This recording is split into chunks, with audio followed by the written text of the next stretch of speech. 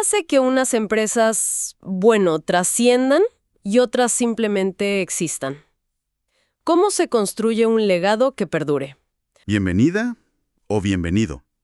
Hoy vamos a explorar unos textos de un proyecto interesante, llamado El alma del negocio, liderazgo y legado.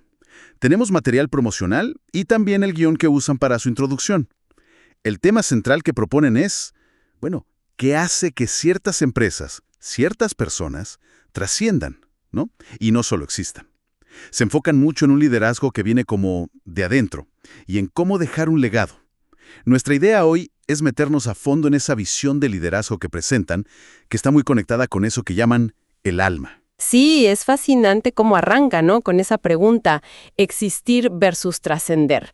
Y la respuesta, sugieren, está en el interior. Claro, hablan de un universo silencioso interior. Ahí es donde dicen que se genera la visión, la fortaleza. O sea, no es solo dirigir por dirigir. Exacto. Liderar desde adentro, desde ese núcleo. Lo presentan como el espacio donde cultivas tu visión, tus valores. Según ellos, es desde ahí que se debe guiar el negocio. Ese parece ser el sentido del alma que mencionan. Entiendo. Y para explorar esto, proponen un camino bastante particular, combinando cosas distintas. Sí, fíjate que mezclan lecciones de historia, tipo, auge y caída de imperios. Pero también traen a pensadores muy concretos. ¿Como quiénes? Mencionaste algunos antes. Claro, citan a Marco Aurelio por la resiliencia estoica, ¿no? Esa idea de enfocarse en lo que uno controla. También a Peter Drucker, un clásico de la gestión. Ah, claro, Drucker. Y a Stephen Covey por la efectividad personal. Y a Peter Senge con su idea de las organizaciones que aprenden. O sea que no es solo una lista de nombres. No, para nada. Lo clave, según las fuentes, parece ser cómo integran todo eso. Argumentan que la trascendencia viene de fusionar esa introspección tipo estoica con la acción práctica de Drucker y la visión de sistemas de Senge. Esa mezcla, eso sería el alma del negocio que busca cambiar las cosas. Qué interesante esa fusión. Y luego conectan todo esto con la empresa en sí. Usan una metáfora fuerte, ¿no? La empresa como un organismo vivo. Justo. La ven como un sistema con vida propia. Y la persona que lidera es como su energía vital. Energía vital. ¿A qué se refieren con eso? Bueno, la idea es que cada decisión, cada hábito del líder, alimenta o desgasta esa energía, moldea el legado directamente. Dicen que el crecimiento personal y el de la empresa van de la mano, a través de esa energía. Y a partir de ahí plantean un liderazgo diferente al típico vertical, ¿cierto? Así es, lo llaman expansivo, no vertical. Expansivo. O sea, que irradia hacia afuera, más allá de la estructura formal, en vez de solo mandar de arriba a abajo. Y lo describen como humano, no rígido. Ok, suena bien en teoría. Pero, ¿cómo se lleva eso a la práctica? ¿Dan ejemplos o herramientas? Sobre todo la parte humana. Sí, parece que se adelantan a esa duda. Mencionan herramientas. Hablan, por ejemplo, de usar principios estoicos y algo de neurociencia. Quizás para entender cómo funciona el cerebro bajo estrés y tomar mejores decisiones, ¿no? Para mantener la calma en el caos. Ah, Gira. Y también usan una analogía muy gráfica, la de Miguel Ángel. Esa, la del David, que Miguel Ángel decía que la escultura ya estaba en el mármol, que él solo quitaba lo que sobraba. Claro. Pues sugieren que nosotros podemos hacer algo parecido, revelar nuestra grandeza, o la del proyecto, quitando lo que ya nos sirve, lo que estorba, como esculpir nuestro potencial, digamos. Me gusta esa idea de quitar lo que sobra. Es potente. ¿Y cómo se relaciona esa idea de revelar la grandeza individual con el objetivo más grande del proyecto? Pues parece que esa transformación personal es la base para lo que buscan al final. Proponen un camino, un viaje, le dicen ellos, que es curioso. Sí, porque mezcla como lecciones de la historia, hablan de civilizaciones y demás. Claro. Con pensadores clave, mencionan a Marco Aurelio, por ejemplo. Me imagino que por el estoicismo, la resiliencia, ¿no? En medio del caos. Puede ser. También a Peter Drucker, un clásico de la gestión. Stephen Covey. Quizá por lo de la efectividad basada en principios. Y Peter Senge. Claro, Senge y las organizaciones que aprenden. Esa mezcla es interesante. Le llaman fusión de sabiduría. Esa fusión de sabiduría parece central en su argumento. Sí, sugieren integrar esa fortaleza de la filosofía antigua, como decías, el estoicismo para la calma. Ajá, para no volverse loco en el día a día empresarial. Exacto. Y combinarlo con herramientas de pensamiento estratégico más moderno. Por eso Zenge, me imagino. Tiene sentido. Lo de las organizaciones que aprenden, que se adaptan. Claro, y eso conecta con otra metáfora que usan. Potente. El líder como Miguel Ángel esculpiendo el David. La grandeza ya está en el mármol, solo hay que quitar lo que sobra. ¿Cómo se traduce eso a acciones concretas para un líder? Pues la analogía sugiere que el trabajo principal del líder es introspectivo. Identificar y eliminar las propias limitaciones, miedos, hábitos que impiden que emerja su máximo potencial. Y por extensión, el de su equipo o empresa, ¿no? Es aplicar principios como la ecuanimidad estoica, para quitar el ruido mental, digamos, incluso en medio del caos, para poder actuar desde un lugar de claridad, de propósito, revelando esa estatua interior que todos llevamos dentro. Y parece que no se queda solo en la teoría individual, ¿cierto? Exactamente. Mencionan la creación de una comunidad alrededor de estas ideas. Y, muy importante. El negocio como un organismo vivo. Ah, sí. Y dicen que su vitalidad, su salud, digamos, depende de la energía vital. Del líder. Del líder y de su estado interior.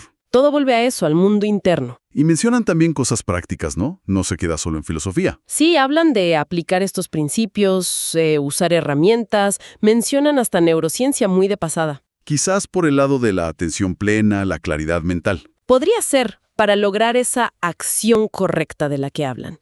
Fíjate que también hacen referencia a un episodio cero. Sí, como un punto de partida clave para fijar la visión. Y ahí hasta mencionan a H.G. Wells, explorando orígenes históricos de ideas sobre el futuro. Y bueno, las fuentes nos llevan en un viaje conceptual, ¿verdad? Empieza, desde el mismísimo origen del universo. Exacto. Y de ahí recorre la evolución de la vida, los primeros imperios. La idea es buscar lecciones de liderazgo en toda esa historia. En toda esa historia. Para hoy. Suena ambicioso. Sí, lo es. Pero la premisa central es interesante. El liderazgo verdadero nace de adentro.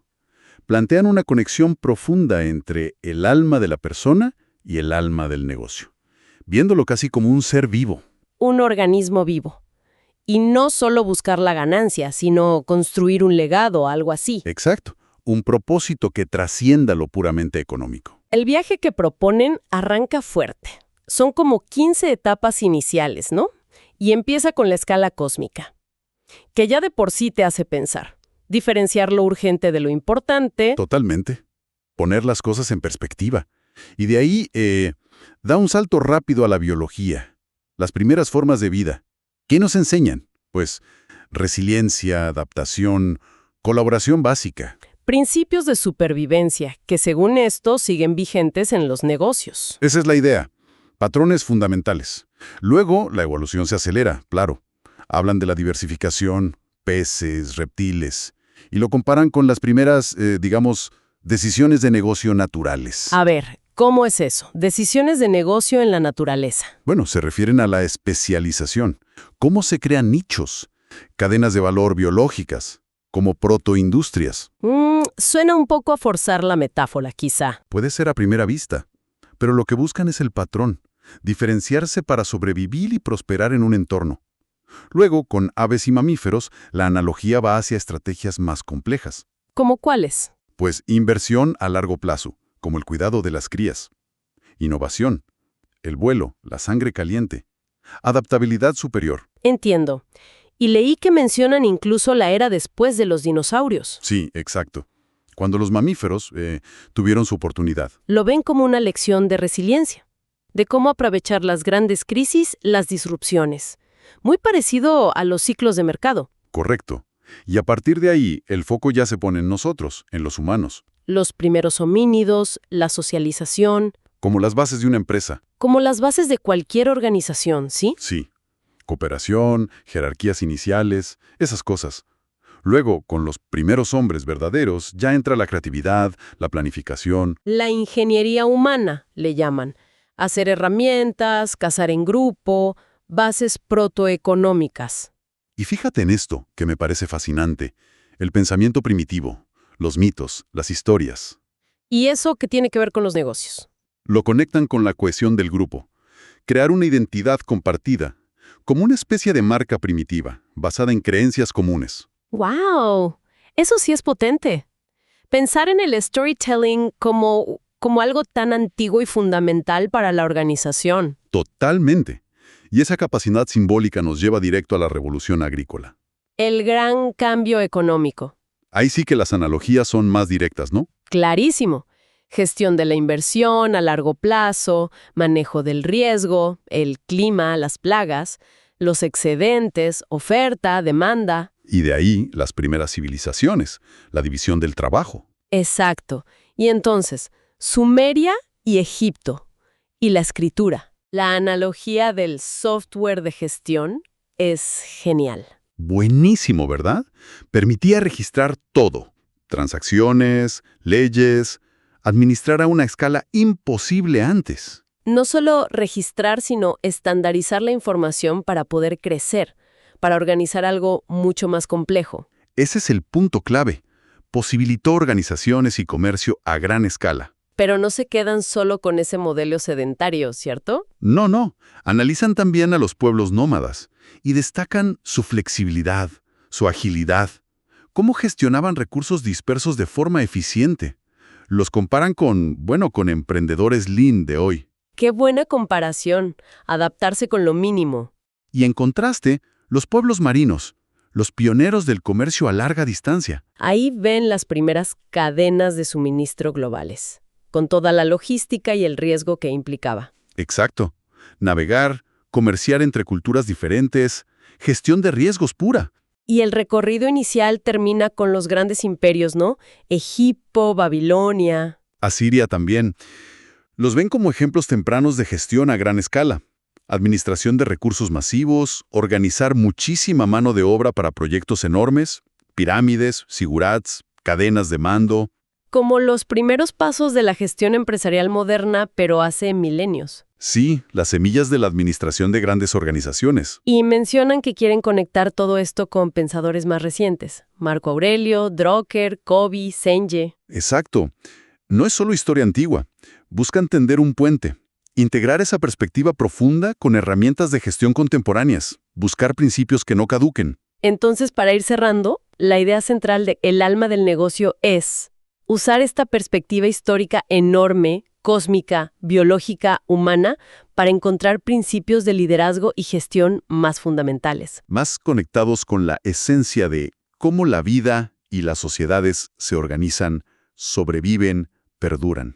Una forma de entender el alma de un negocio, conectándola con la historia profunda de la vida misma. Precisamente. Y nos deja con una pregunta interesante, creo yo. ¿Cuál? Si todas estas estrategias, supervivencia, colaboración, adaptación, organización, se han forjado durante miles de millones de años de evolución y milenios de civilización, ¿qué principios esenciales de la naturaleza o de esas primeras sociedades podríamos estar ignorando o subestimando hoy en nuestras empresas? Es una mezcla peculiar, ¿eh? Sí. Antiguo, moderno, visionario, todo junto. Y es importante ver a quién le hablan con todo esto. Porque no es solo para los altos directivos, según los textos. ¿No? Eso me pareció interesante también. Dicen que aplica a cualquiera que lidere su propio trabajo. Claro, o a emprendedores que están recién empezando. Proponen un liderazgo más expansivo, dicen. Y humano. Menos de jerarquía y más de influencia distribuida, quizá. Exacto. Si unes los puntos, la tesis es que tu crecimiento personal y el crecimiento de tu negocio, sea cual sea, están totalmente entrelazados. Son como dos caras de lo mismo. Eso parece ser el corazón de la propuesta. Y bueno, para quien le interese seguir explorando esto, los materiales invitan a suscribirse a su contenido. Sí, y a unirse a una comunidad que tienen en redes sociales, como para seguir en ese viaje. Ok, entonces resumiendo un poco lo que vimos. Dale, ¿no? Desde la autoconciencia, desde un propósito claro. Y con la mira puesta en construir algo que que signifique algo, que perdure más allá de las métricas típicas. Exacto. Y una reflexión que me queda de todo esto, que es bastante potente, A ver, es esa idea de que cada decisión que tomamos, cada hábito personal, no solo afecte a nuestro presente laboral, claro. sino que, aunque no nos demos cuenta, está activamente esculpiendo el legado que vamos a dejar. El impacto es profundo. Uf, fuerte eso, esculpiendo el legado. Sí. Bueno, y para cerrar, pensando en esta idea de que un negocio, un proyecto, puede tener un alma que la gente le da. Ajá. Quizás queda una pregunta para quien nos escucha. Si aceptamos eso, ¿qué cosas internas nuestras, qué principios personales podrían estar moldeando ahora mismo nuestro camino profesional o empresarial? Quizás sin que seamos del todo conscientes. Exacto. Una pregunta para reflexionar.